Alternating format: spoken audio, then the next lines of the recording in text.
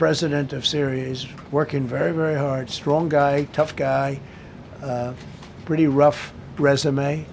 But you're not going to put a choir boy in there and, get the job done. On January 20th, US President Donald Trump voiced his support for Syrian leader Ahmed Al-Sharaa during an address, acknowledging his role in maintaining security in Syria. Trump commended Al-Sharaa, saying that the Syrian leader is working very hard to keep terrorist prisoners at bay. The US president further claimed that the Syrian government continues to exercise control over facilities holding some of the world's most dangerous terrorist detainees. Trump's remarks followed reports that Syrian security forces had successfully recaptured dozens of Islamic State prisoners who had escaped from a detention facility on January 19th. Mr. President, with your support to the Syrian government, most probably you avoided another civil war and a bloodshed in Syria, especially after the fall of the regime. I did a good job. And, the Syrian government, the last 2 weeks, had to use some force to implement its force on specific areas. And well, with to keep the prisoners, the terrorist prisoners, which are some of the worst in the world, at bay. So they were able to keep that.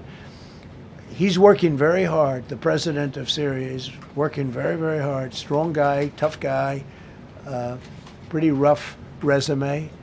But you're not going to put a choir boy in there and, get the job done. I spoke with him yesterday because we were talking about the prisons and, what was going on. We have some of the worst terrorists in the world in those prisons.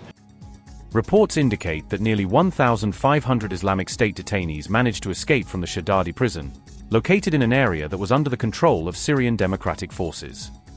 The Syrian Democratic Forces and the Syrian government accused one another for the mass breakout, each side blaming the other for security lapses that led to the escape. The incident occurred as Syrian government troops reportedly moved in and took full control of the Shaddadi region from the Syrian Democratic Forces. Around the same time, the Syrian Democratic Forces announced withdrawal from a major detention facility that held thousands of civilians suspected of being connected to Islamic State. The Kurdish-led Syrian Democratic Forces had been the main on-ground ally of the United States in the fight against the Islamic State since 2015. Fresh armed clashes were reported on January 19th, just 1 day after Syrian leader Ahmed Al-Sharaa had reached a temporary truce agreement with Syrian Democratic Forces.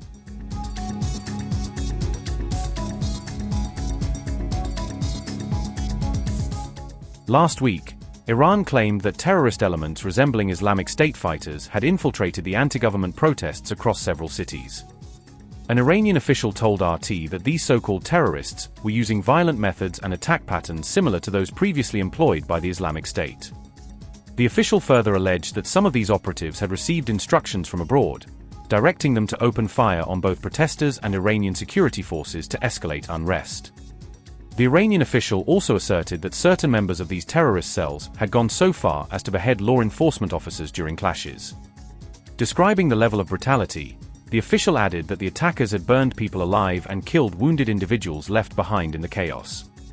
Iran's Foreign Minister Abbas Araghchi also sent a formal letter to the United Nations Secretary-General, claiming that organized groups were committing Islamic State-like acts of terror inside Iran. In the letter, Araghchi detailed what he called systematic beheadings and extreme assaults targeting both police officials and unarmed civilians in various parts of the country. This came as Iranian authorities continued to accuse agents allegedly backed by the United States and Israel of instigating and fueling domestic unrest. The Islamic State also carried out a large-scale terror attack at Raqqa City Hall in Russia in 2024, targeting hundreds of civilians during a concert event. During that attack, 4 armed assailants opened fire, killing 149 people and injuring 609 others, while causing property damage estimated at over $76 million. Following an investigation, Russian authorities identified 19 individuals, including perpetrators, accomplices, and arms suppliers, as members affiliated with the Islamic State. The probe concluded that the attack had been carried out in support of what investigators described as Ukraine's broader geopolitical interests.